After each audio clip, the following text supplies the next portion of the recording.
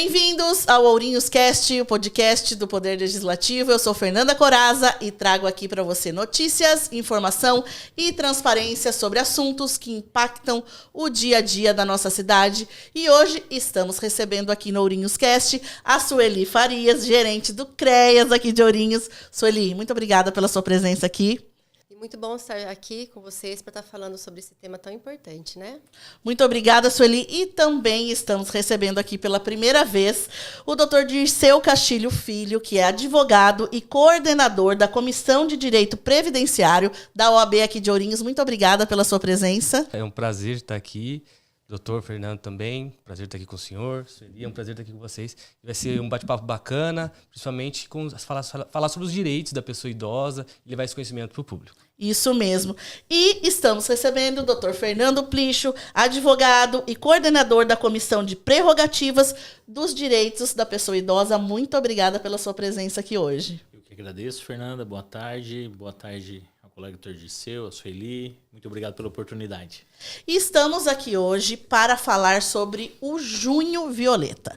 Junho Violeta, que é uma campanha de combate à violência, à exploração da pessoa idosa. E eu queria começar aqui com a Sueli para falar, para a gente explicar um pouco mais o que é o Junho Violeta, qual que é a importância dessa campanha aqui para a pessoa idosa, para os nossos idosos aqui de Ourinhos e de todo o Brasil. Bom, a campanha Junho Violeta, ela iniciou-se por volta de 2006, né?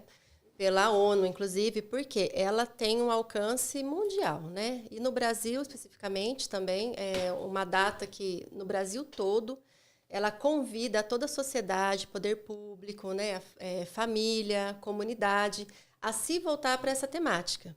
Porque a questão da violência contra a pessoa idosa, ela é um fato real, gravíssimo, e os números, né, também têm mostrado muito isso. A cada ano, as pesquisas, né, a cada ano, os dados em torno disso têm mostrado quanto essa violência ela é presente, né, crescente, assim como também a população idosa tem crescido muito.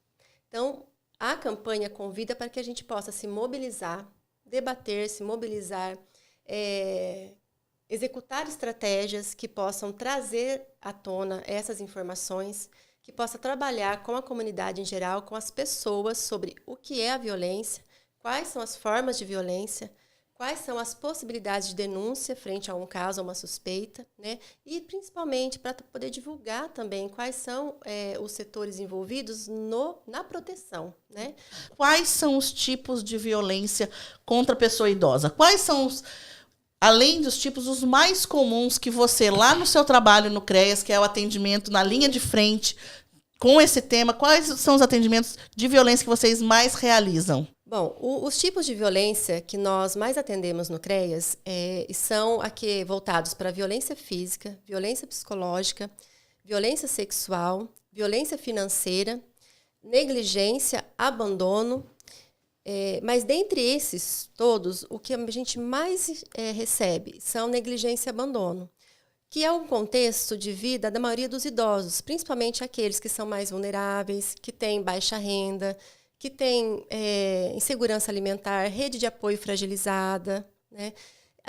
Esses idosos eles tendem a ter um contexto de vida bem mais precário, né? Então, a maioria das violências apontadas para nós, a maior parte são essas.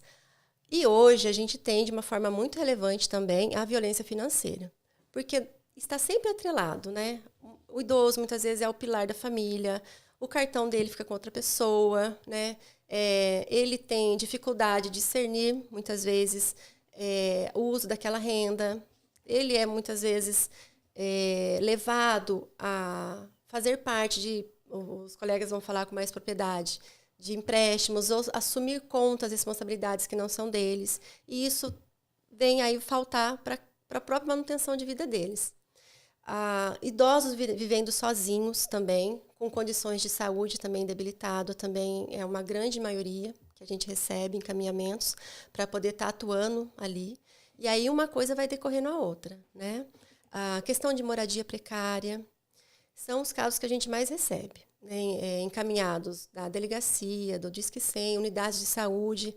As unidades de saúde são grandes encaminhadoras também, porque atrela-se muito, né, a essa condição de vida de muitas insuficiências e condições clínicas também muito fragilizadas. Rede de apoio também, muitos casos ausente ou mínima, e aí a gente começa a acompanhar lá no CREAS. E Sueli, existe violência disfarçada de cuidado? Aquela que parece uma proteção, mas na verdade deixa ali o idoso sem autonomia? Tem, e é uma das formas mais difíceis, porque nem sempre o próprio idoso, inclusive, se reconhece nela.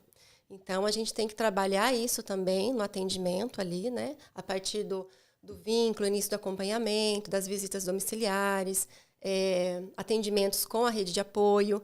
Então, tem muitas situações que eles nem se reconhecem que são vítimas de violência, que é aquela violência que coloca o idoso, aquele com autonomia, por exemplo, reduzida, mobilidade reduzida, né? Tudo, que precisa de atendimento médico, precisa de alguém que o leve, que muitas vezes não leva, né? Então, muitas vezes, argumentos do tipo, não pude levar, ele não quis, mas muitas vezes nem tem condição de decidir se ele quer ir ou não, né? Tem também a questão da dependência, daquele idoso dependente, por exemplo, de trocas de fralda, de alimentação interal, sonda, aquele idoso acamado. Então, você vê que muitas vezes o cuidado, mesmo com todas as orientações, ele não acontece. Então, tem bastante situações assim também.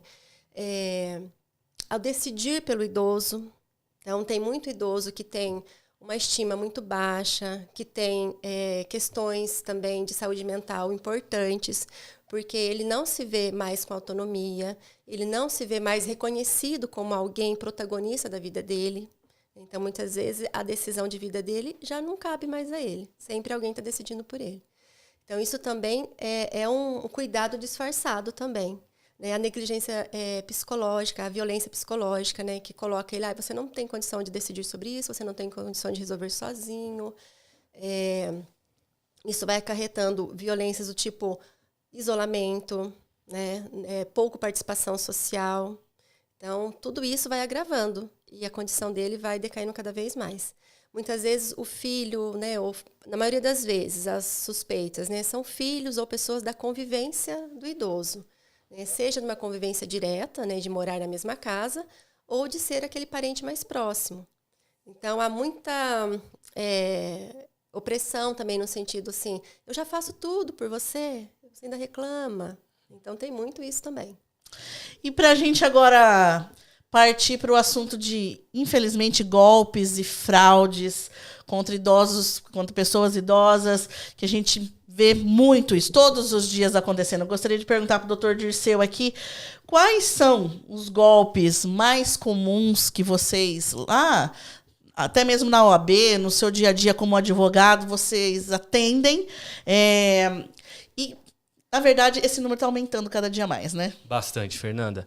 Eu vou falar dos golpes na parte previdenciária. Certo. Do que tange a aposentadoria ou benefício do idoso. Que são os maiores, na verdade. Os maiores, porque a Sueli mesmo disse que é da questão da violência financeira.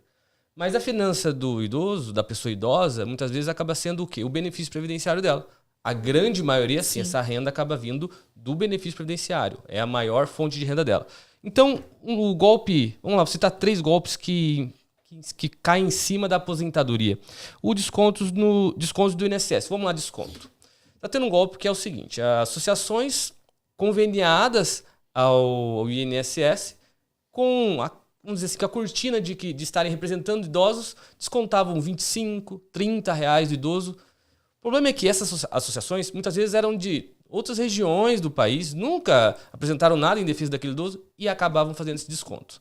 O problema é que o idoso não autorizava esse desconto e acabava caindo esse desconto de 30, 25, às vezes R$40 todo mês na aposentadoria do idoso. Por ser um valor assim que às vezes talvez baixo, a pessoa acabava não vendo aquilo.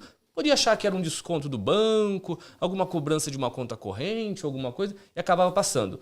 Isso em um ano, quanto desconto não é, né? E esses descontos cresceram muito de 2021, 2022 para cá. Então tem pessoas que têm aí 3 anos de desconto e agora vai ser uma briga para estar recebendo. Um outro caso que tem acontecido muito é o quê? O golpe do falso advogado, doutor. Pessoas vão lá, pegam a foto do doutor Fernando, entram em contato com a pessoa idosa pelo WhatsApp e cobra valores da seguinte forma. Quando uma pessoa aposenta, claro, ela pode aposentar direto no INSS. Mas se o INSS nega esse pedido de aposentadoria, Fernanda, a pessoa tem que socorrer à justiça.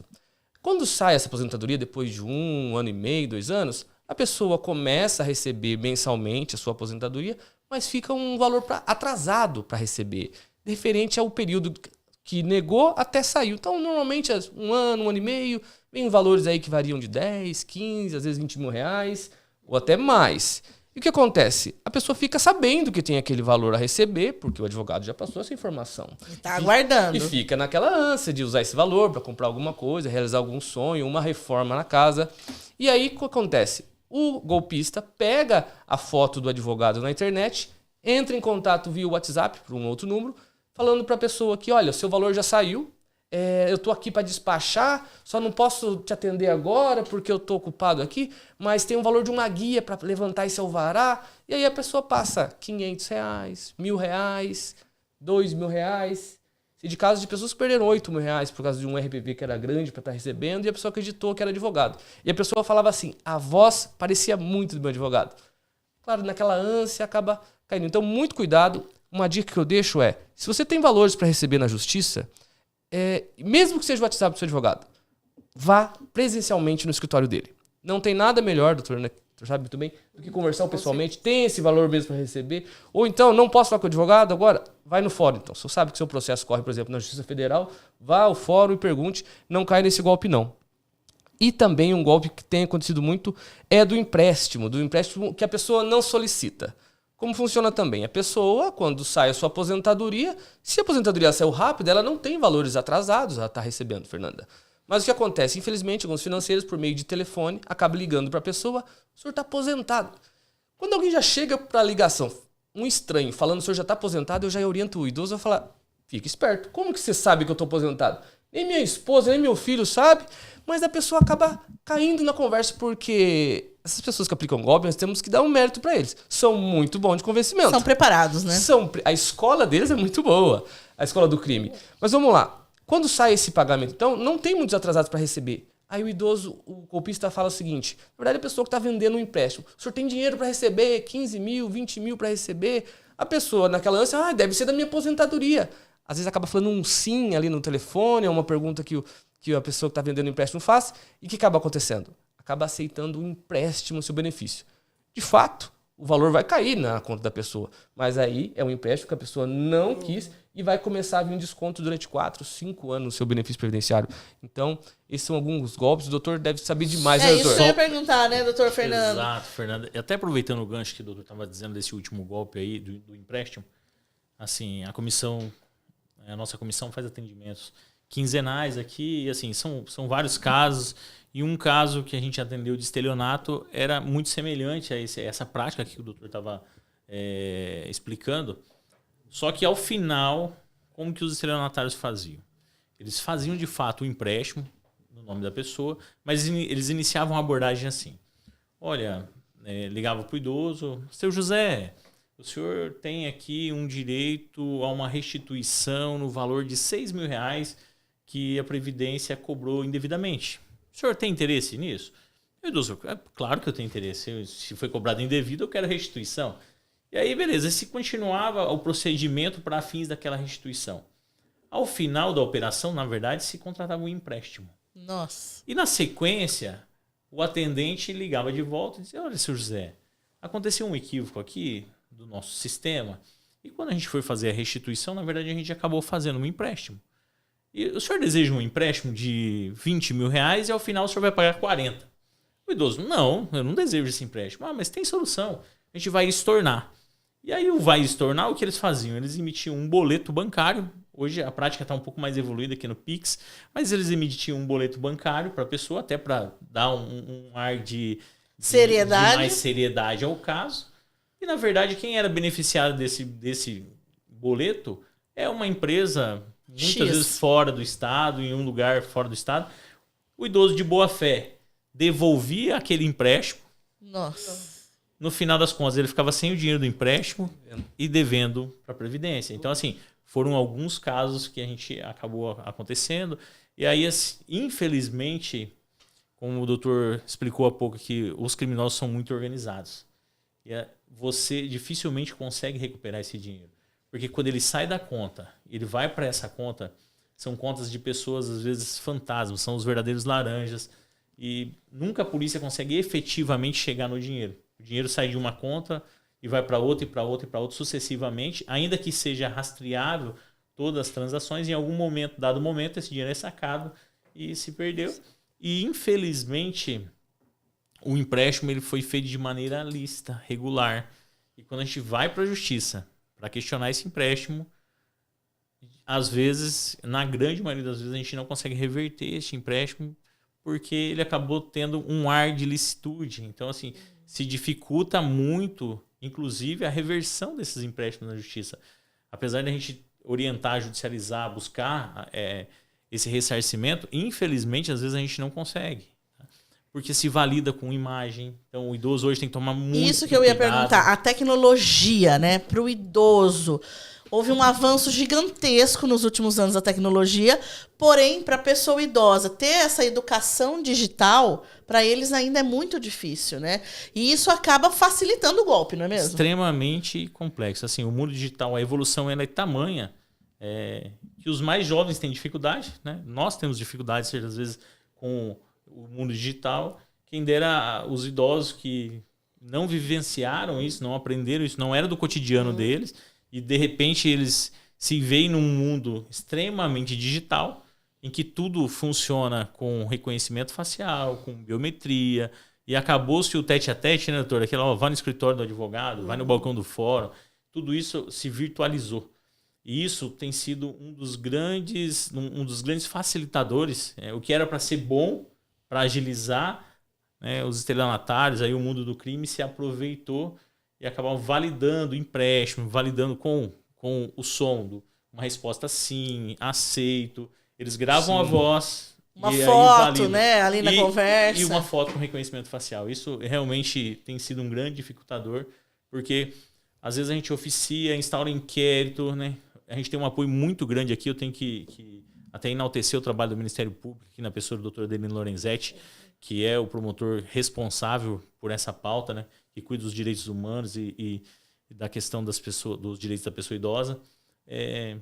A gente, apesar de todo o empenho do Ministério Público, da polícia, dos órgãos, da OAB, às vezes a gente chega num final em que se chega um relatório, um dossiê do documento, onde realmente a voz do idoso está lá, a imagem do idoso está lá. Infelizmente, por isso que fica o conselho.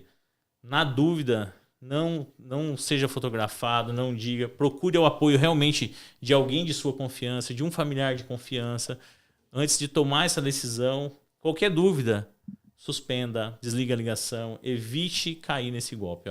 Assim, infelizmente, essa é uma situação que a gente, cada dia mais, vê a existência e a multiplicação desses golpes aqui. A violência financeira, eu não sei se a Sueli está lá na ponta, no CREAS lá, que às vezes o que mais chega para ela talvez seja, de fato, as violências físicas, a violência doméstica e tudo, mas disparadamente a violência financeira é a maior das violências hoje contra a pessoa idosa. O senhor concorda, doutor Dirceu? Sim, porque justamente cai no benefício previdenciário da pessoa, né? A finança foi como nós já dissemos aqui. A pessoa a renda é aquele benefício previdenciário que muitas vezes já foi tão difícil de conseguir, tá? E aí acaba tendo esse desconto na única fonte de renda. Porque quando você é mais jovem, você sofre alguma perca, você ainda tem a sua força de trabalho, você ainda tem suas forças, pode... Agora, quando a pessoa já está idosa, de repente ela já não... Ou está passando por um problema de saúde, ela já não pode mais estar trabalhando, depende exclusivamente daquilo. Então, uma dica que eu também dou, cuidado com esses empréstimos. Precisa mesmo estar fazendo, né, Sueli? Porque às vezes não está muito precisando. Quem está precisando, às vezes, não é a pessoa, é um familiar. E aí Sim. Ele força isso, né? E realmente, isso é uma realidade muito grande.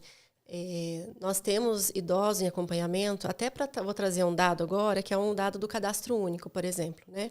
Nós temos em Ourinhos a cobertura do Cadastro Único para pessoas idosas. Hoje, nós estamos em um dado de março de 2025. 4.870 pessoas... E quem faz parte do cadastro único? Esclarece isso que é importante. É importante. E aqui eu estou falando um pouco mais daquela população que é o público prioritário da assistência, né? Que são as pessoas em situação de vulnerabilidade, né? De renda, moradia, alimentação, né? Todas essas vulnerabilidades. E esses idosos que estão incluídos no cadastro único, a partir de 65 anos, eles têm o direito ao BPC, quando não tiveram, né, uma vida de contribuição, quando não tiveram uma relação de trabalho e não tiveram a aposentadoria por contribuição, né? Muitos vêm mesmo de trabalho rural, trabalho informal, e aí chega nessa fase da vida não tem seguridade. E aí, são quantos que você falou? Pode repetir o dado para a gente? Em março de 2025, 4.870 pessoas idosas com mais de 60 anos. Número expressivo, né? Expressivo. E aí a gente tem um recorte 65+, né? Que são os beneficiários do BPC, que é o Benefício de Prestação Continuada.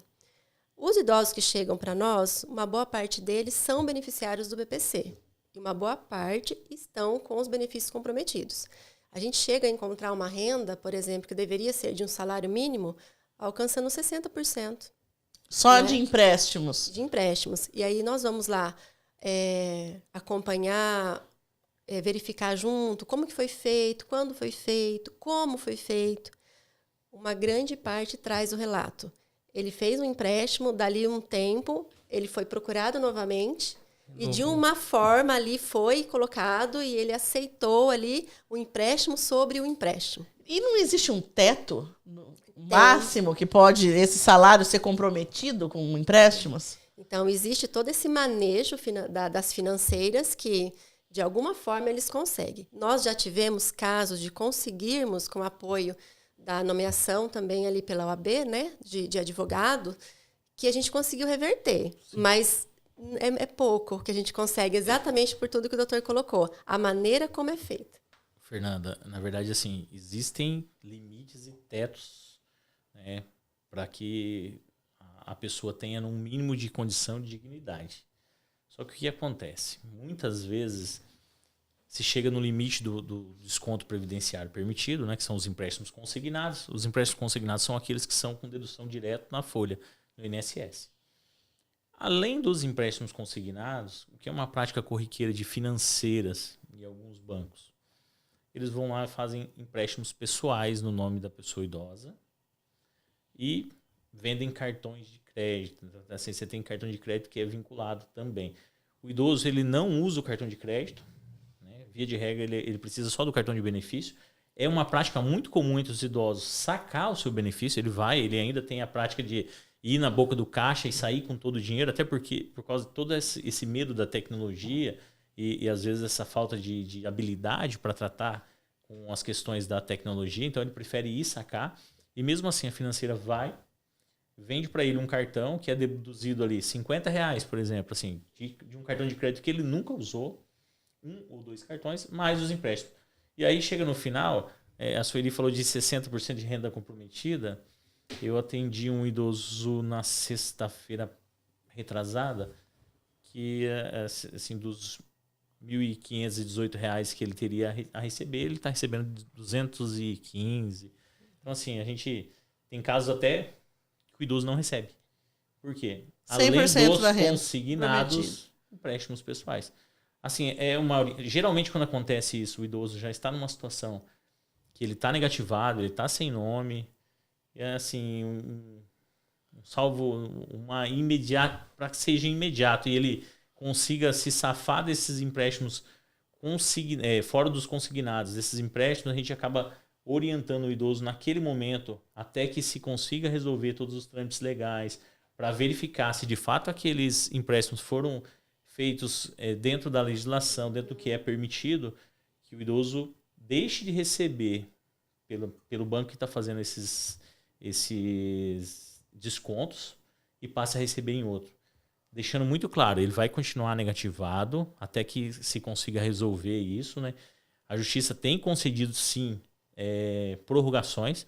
Então, a Justiça vem e estabelece que ele tem direito a ficar com o mínimo do percentual do salário dele para subsistência. e que os bancos devem prorrogar essas dívidas para que não atinja a questão da subsistência dele de fato.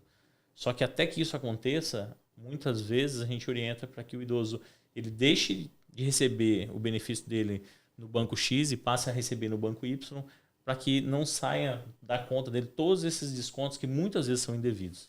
E lá, vocês que estão também, né, além da Sueli estar ali na linha de frente, atendendo os casos de violência, chegando para vocês que fazem orientação, atendimento, a orientação que vocês fazem desse cuidado para não cair em golpes, quais são as principais? O principal, falando bem popular, é o seguinte: desconfiar até da sombra. Vamos começar por aí. Quando você está falando de dinheiro, Fernanda, valores, dados pessoais, desconfie daquela pessoa que já chega, por exemplo, sabendo sua data de nascimento. Desconfie daquela pessoa que chega, como o doutor falou, às vezes ligam, são telefonemas, dizendo que olha, o senhor tem direito a receber tanto tempo por um desconto indevido. Mas, poxa, como que assim essa pessoa já sabe? Faça essa reflexão. Como assim essa pessoa já sabe? Calma, tenha calma, né? Primeiramente, como que ela tem o meu número de telefone? Entendeu? Outra dica também, a questão do reconhecimento facial. Se vier alguma chamada de vídeo, deixa a pessoa aparecer, mas o idoso não trave a questão do seu vídeo. Não apareça, não. E não está sozinho. Muitas dessas decisões, desses golpes, acabam sendo em horário comercial, quando algum familiar está trabalhando. Fala com a pessoa que está fazendo essa ligação. Olha, espera um momentinho, meu familiar volta do trabalho tal horário, e aí à noite a gente conversa. Se ligar de volta, é porque realmente deve ser algum direito ou algo assim que a pessoa faz jus. Mas normalmente isso acaba não dando certo, não. Tem mais algumas outras dicas? Tem. Eu queria falar um pouquinho também sobre, além desses empréstimos nesse sentido, existe também as compras em nome da pessoa idosa. Que isso é um fator que compromete muito também a renda. Compra assim no cartão de crédito. Ou no crediário, na loja. Então, assim, às vezes tem membro familiar que fala, vamos comprar no seu nome, depois eu repasso. E isso nem sempre acontece. E às vezes são compras muito além do que a pessoa idosa de fato precisaria. E ela fica com aquele carnê, com aquela dívida no nome dela. E nem sempre ela consegue receber de volta. Então, assim, isso também é uma informação importante. Eu penso que é necessário que haja uma reflexão também sobre isso. Então, a pessoa idosa, ela precisa também, nesse momento, muitas vezes, refletir. Será que realmente é o momento de comprar? Né? Então, ela não se vê muito com condições de negar. E isso acaba acarretando muito comprometimento da sua renda. E a renda é tudo, porque é com a renda que ela vai custear saúde, que ela vai custear o transporte, que ela vai custear vestuário, alimentação, aluguel. Então, assim, fica essa dica também. Sueli, esse é o verdadeiro caso, desculpa até, esse é o verdadeiro caso da violência psicológica que a gente fala, porque assim, geralmente é um filho, um neto, alguém muito próximo que acaba fazendo essa... Eu digo que isso é uma chantagem. Ele vem... Eu até digo que realmente isso acaba sendo uma chantagem emocional à pessoa idosa. Olha, porque geralmente a pessoa vem e diz assim, olha, eu estou negativado, eu não consigo, o senhor tem condição de fazer isso por mim, porque se eu não tiver um celular eu não vou conseguir emprego, porque se eu não tiver uma moto eu não vou conseguir trabalhar. Via de regra, sempre se tem um gatilho aí de algo que toca no emocional da pessoa idosa, que é um pai, é um avô, é alguém que ama essa outra pessoa, só que infelizmente, o idoso ele acaba caindo num golpe aplicado pelo próprio familiar dele, que é uma situação assim que vai comprometer muito ele e depois ele acaba não cobrando essa pessoa e passando dificuldade até alimentar às vezes. Eu vou dar uma dica que eu dou para quem eu aposento, e na hora que eu aposento a pessoa eu dou uma dica. É o seguinte, eu só trabalho com aposentadorias e benefícios do INSS. E eu sei o quanto o INSS nega a aposentadoria e quanto é difícil, às vezes, conseguir esse benefício. Mas vamos lá, hoje no Brasil, no mínimo, a pessoa é aposentada com R$ 1.518. Então tá bom, o senhor está aposentado, parabéns. Agora, todo dia, até o resto da vida do senhor, vai ter R$ 1.518 que é na sua conta. Se o senhor ficar o dia todo no sofá, vai cair esse valor na conta do senhor tranquilamente. Vale a pena trocar essa tranquilidade por satisfazer algum familiar ou não? E muitas vezes, Sueli, o que acontece? Não vou. É um tal de neto querer pegar moto no nome do vô, é uma coisa assim? Fala o seguinte, não vou, mas eu trabalho. E o senhor sabe, eu trabalho com carteira assinada e eu vou estar pagando a parcelinha no nome do senhor, tudo mesmo está garantido. Esse neto garante que vai estar empregado daqui a 30 dias, que ele não vai ser demitido? Esse neto garante que não vai acontecer uma pandemia, por exemplo, ele vai ser dispensado? Vale a pena, então, trocar essa tranquilidade da aposentadoria, que já é tão difícil, por um desconto, por mais preciso que seja, tenta dar um jeito, porque esse valor, ó, a hora que cai na conta esse empréstimo, é uma televisão que eu acaba comprando, a mulher quer comprar um tanquinho, a mulher, minha esposa quis trocar a cozinha, um armário. Então, olha, nada substitui a tranquilidade de pelo menos ter todo mês na sua vida R$ 1.508, que já não é um valor muito bom. Ou de mercado, uma pessoa vai fazer uma compra, Sueli. Sim. Mas vale a pena ter essa tranquilidade, então muito cuidado quando dizer um sim para um familiar ou para uma instituição financeira. E Sueli, a respeito da violência de todas as formas, vamos dizer assim, o que fazer ao perceber um sinal de violência contra a pessoa idosa? Se eu estou ali, tenho um vizinho, tenho um amigo, que eu estou percebendo uma situação, o que eu devo fazer? Bom, o primeiro passo é reconhecer de fato esse dever, né, de se fazer algo. Que eu acho que a campanha Junho Violeta, inclusive, vem para mobilizar nesse sentido a corresponsabilidade de todos nós para que um envelhecimento e essa fase da vida possa ser vivida sem violências, né? E o primeiro passo é fazer uma denúncia. Então, nós temos diversos canais de denúncias, dentre eles, o mais importante eu vejo para que todos possam ter uma atitude proativa em defesa da pessoa idosa e garantir de alguma forma que ela possa ser acompanhada, receba, né, um acompanhamento de proteção e, ao mesmo tempo, possa chegar também aos setores necessários para se trabalhar a responsabilização também. É o Disque 100, que é um canal de denúncia anônima do governo federal. Esse canal ele vai distribuir a denúncia, né, de acordo com o município. Você faz, é um número só para o Brasil todo, 24 horas, 7 dias por semana. É importante ter todas as informações, o máximo de informações possíveis sobre a situação e sobre a pessoa envolvida, tanto a vítima quanto o suspeito, e a localização da vítima. E aí, diante dessa informação, chega para o município. Então, chega para a delegacia e chega também para os órgãos de proteção, que no caso, CREAS é um deles. Quando há uma violência institucional, por exemplo, porque a gente precisa falar disso também. A gente falou bastante sobre a violência no âmbito familiar, das relações, né, do cotidiano, mas também existem outras formas de violência tão importantes quanto, que é a institucional, que é a violência urbana também, que é aquilo, né, da pessoa idosa não ser respeitada dentro de um transporte público, quando ela vai para o atendimento, né, seja ele qual for, um banco, restaurante, unidade de saúde, enfim, todo o lugar que ele for, ele é um público prioritário de atendimento. Supermercados. Então, as violências institucionais também existem também. E aí vai para o setor de atendimento, que no nosso caso, o CREAS, por exemplo. Né? E são denúncias anônimas, né? O Disque 100 são denúncias anônimas. Porém, quando eu me deparo com uma situação e eu me sinto confortável e falo, não, eu quero fazer o boletim de ocorrência, melhor ainda. Porque aí você vai diretamente a uma delegacia. Aí é importante só fazer uma orientação no seguinte. A delegacia da mulher, ela é uma delegacia especializada em defesa da mulher. Então, mulheres idosas vítimas de violência no âmbito doméstico, as denúncias são no DDM, Registro do Boletim de Ocorrência. Outras violências e o público masculino na delegacia comum, na civil. Registrou o boletim de ocorrência, a mesma coisa. A delegacia vai tomar as providências, né, ali, emergenciais pertinentes. No âmbito doméstico, vai encaminhar para o serviço de acompanhamento. Institucional, todas vão seguir para a investigação. E um outro ponto importante também é o que o Dr. Fernando colocou, do Ministério Público. Então, nós trabalhamos ali com a família, não para investigação da violência e nem responsabilização. Nós vamos trabalhar o fortalecimento de todos os fatores protetivos que a família tem. Então, como que eu posso modificar a família nas suas relações e que isso resulte num rompimento do ciclo de violência, uma superação ou, assim, minimizar pelo menos as consequências. Então, nós vamos trabalhar nesse âmbito com a família. Para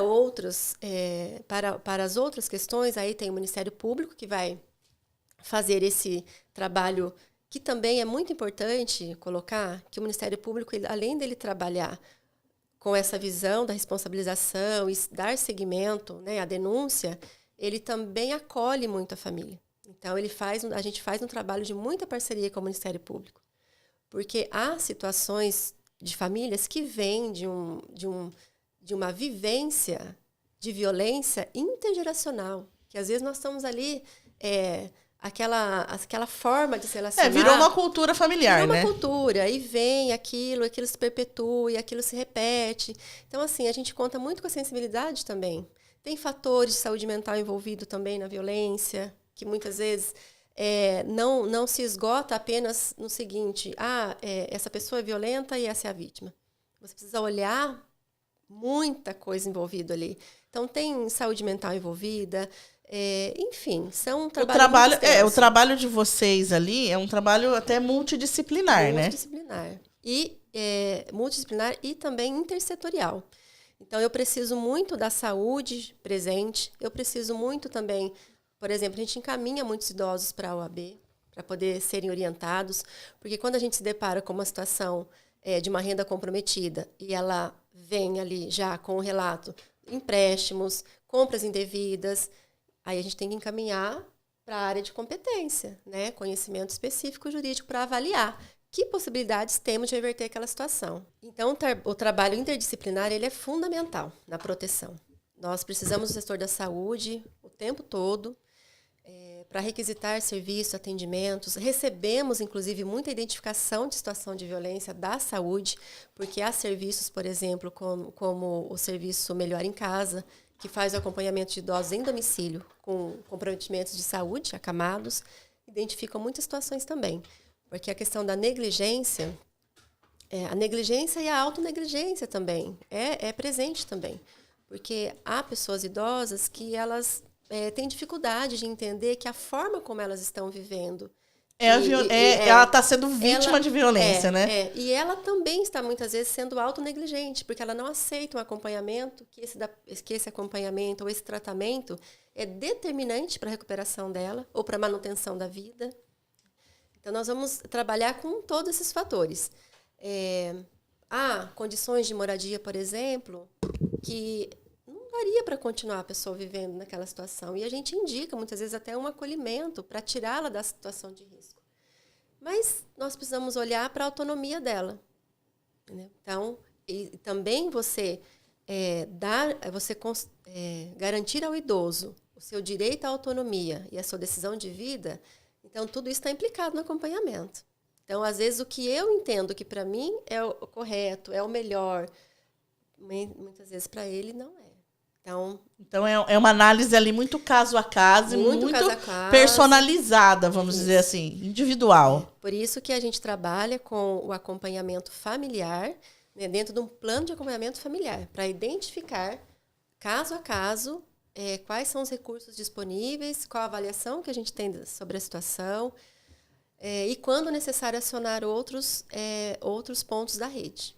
E, doutor Fernando, ali dentro dos atendimentos que vocês fazem na OAB, quais são os casos assim mais comuns? Além dessa questão dos empréstimos, aparecem outros casos também de violência?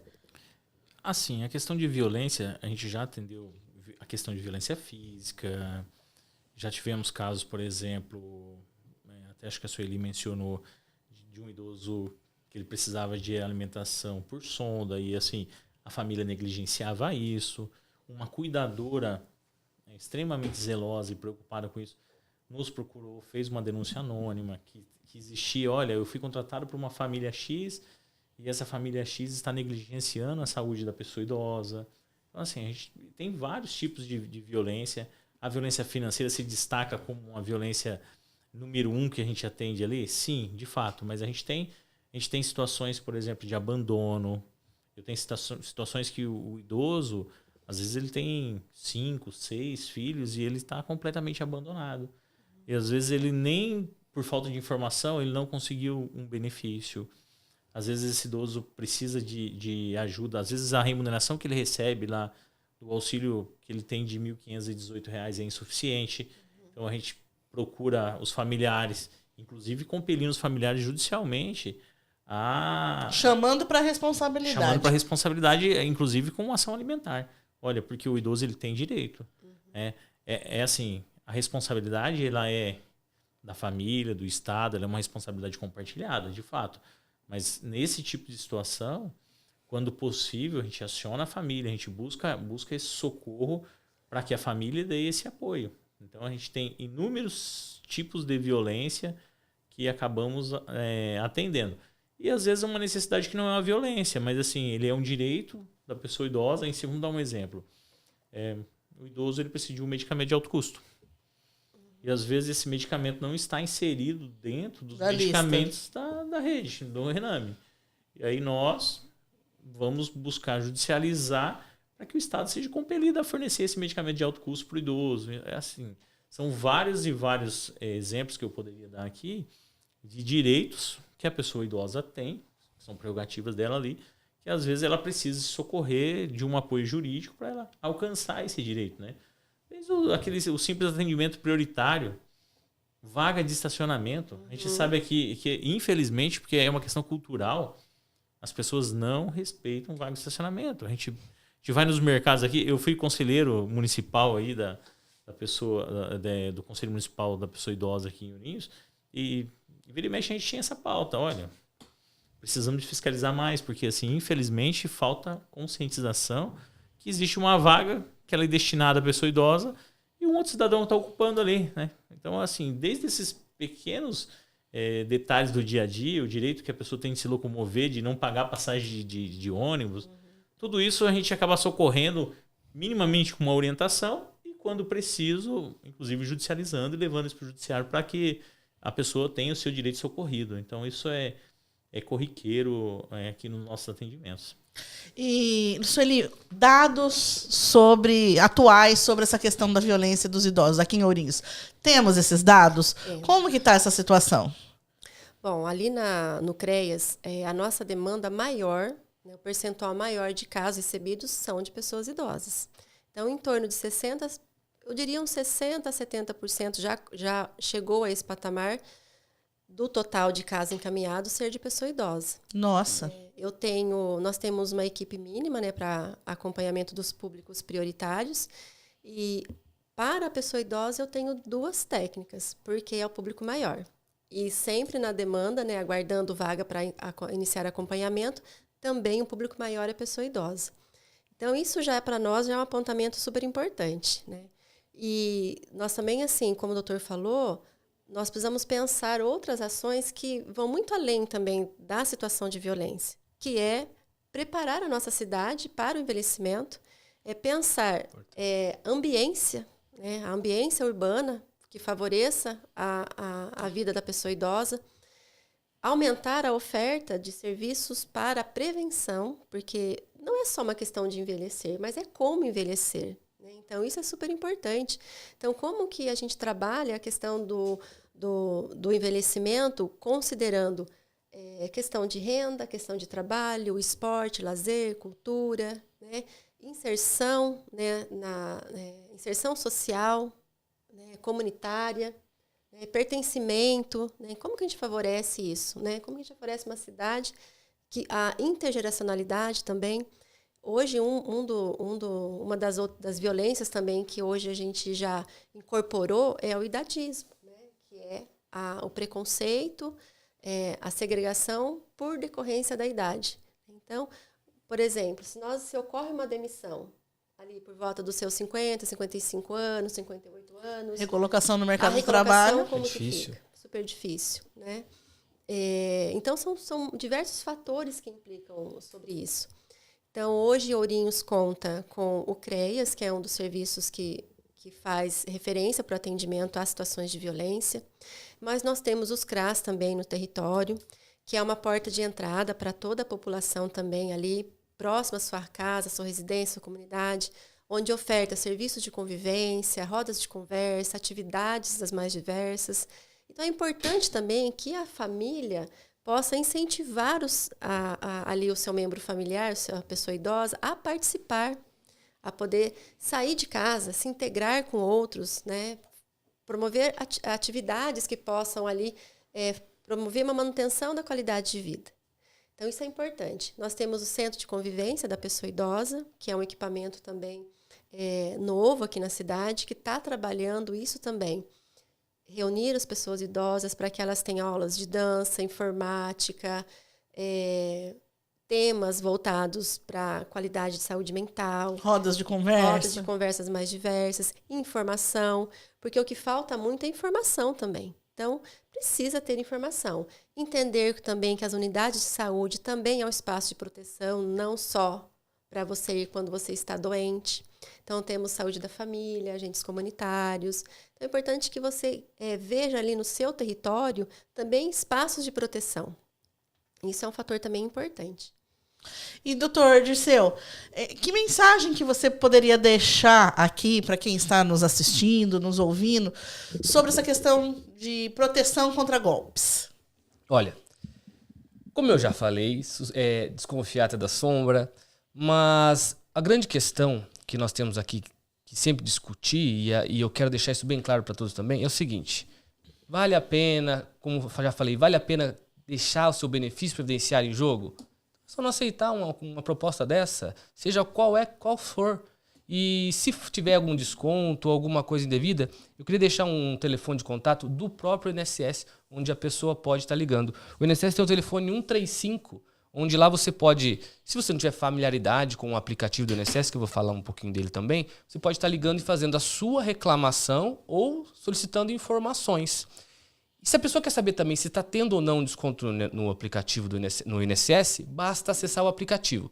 Aquela pessoa idosa que não tiver familiaridade com a internet, pede para um neto ou para algum outro familiar. O aplicativo chama-se Meu INSS. E com o CPF e seu acesso do Gov, se não tiver, é só fazer uma senha ali na hora, basta você entrar no aplicativo e buscar por extrato de pagamento. Lá vão ter todos os pagamentos que você já recebeu do INSS desde que você recebeu o seu benefício. 1, 2, 3 anos, enfim, vai estar lá. E o do mês, você clica em cima do valor que você recebeu do mês, no caso agora de junho, e lá vai ter, se tiver um desconto, vai estar aparecendo e aonde. Se é um desconto para um empréstimo ou se é um desconto vindo de alguma outra questão. Então é importante ficar sempre ligado nesse extrato, que seria quase um olerite do trabalhador. Exatamente, Fernanda, é um olerite. Todo mês lá então, não custa nada entrar no aplicativo, é super fácil, clicou, buscou por extrato de pagamento de benefício e lá vai ter se há ou não um desconto. Desconfiou de alguma coisa, liga, qual que é o número? Repete, por favor. 135, é a central de atendimento do INSS. Atende à essa noite, qualquer período. Que maravilha. Doutor Fernando, e o senhor, qual a mensagem o senhor deixaria para o idoso sobre essa questão dos atendimentos que vocês fazem lá na OAB?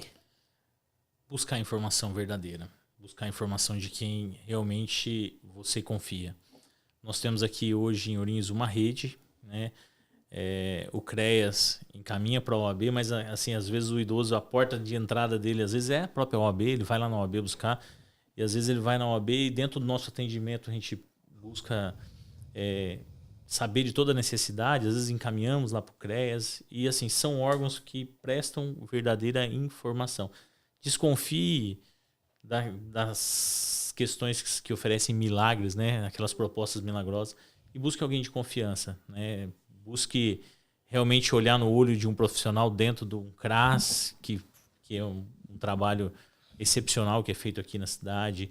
Busque apoio dentro do CREAS, na OAB. O próprio Ministério Público aqui em Ourinhos, na pessoa do Dr. Delino, ele tem uma agenda, ele faz atendimento pessoal às pessoas idosas. Então, sim, busque informação. Eu acho que a principal ferramenta para evitar que um idoso seja violado em qualquer dos seus direitos é buscar informação verdadeira, informação de pessoas sérias.